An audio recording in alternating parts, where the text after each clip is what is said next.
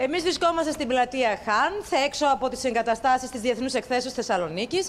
Εδώ όπου στήθηκε ένα μεγάλο χριστουγεννιάτικο χωριό, Αστερόκοσμος όπως τον αποκαλούν, και είναι ένα από τα μεγαλύτερα των Βαλκανίων. Σε έναν χώρο στεγασμένο 50.000 τετραγωνικών μέτρων. Μέσα σε αυτό να βρίσκεται το περίπτωμα 13, 14, 15, μπορούν μικροί μεγάλοι φίλοι να κάνουν ένα ταξίδι στον κόσμο των Χριστουγέννων. Να τραγουδήσουν, να ζωγραφίσουν οι μικροί. Να γευτούν τις χριστουγεννιάτικες λιγουδιές. Να περάσουν όμορφα, να δώσουν ένα χρώμα στη ζωή τους διαφορετικό.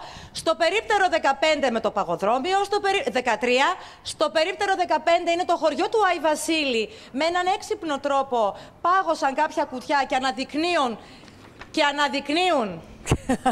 Ο Πιτσιρικάς. Έχουμε και τους φαν εδώ. Ωραίος, ωραία νότα. Προς μια στιγμή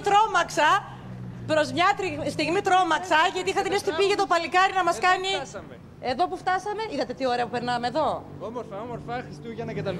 Έτσι, μπράβο. Να δώσουμε ένα χρώμα στη ζωή μας. Χρώμα, αλλά πολύ μασονία δεν είναι εδώ πέρα. Όχι, πες μια καλημέρα τώρα στην Πόπη Τσαπανίδου που είμαστε ζωντανά. Ποια είναι αυτή? Δεν γνωρίζετε η πιο ωραία παρουσιάστρια και δημοσιογράφος της Ελλάδας.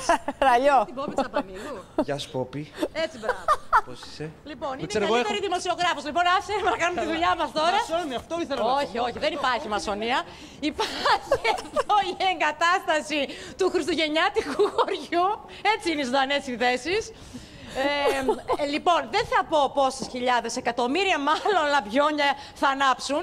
Λόγω κρίσης είναι πρόκληση να το λέμε. Όμως ειλικρινά, Πόπη, το βράδυ είναι μια ατμόσφαιρα φανταστική εδώ πέρα. Με τα φώτα, με τις μυρωδιές, με τους κόκκινους ελέφαντες φέτος καινοτομή το χωριό. Δεν έχουμε...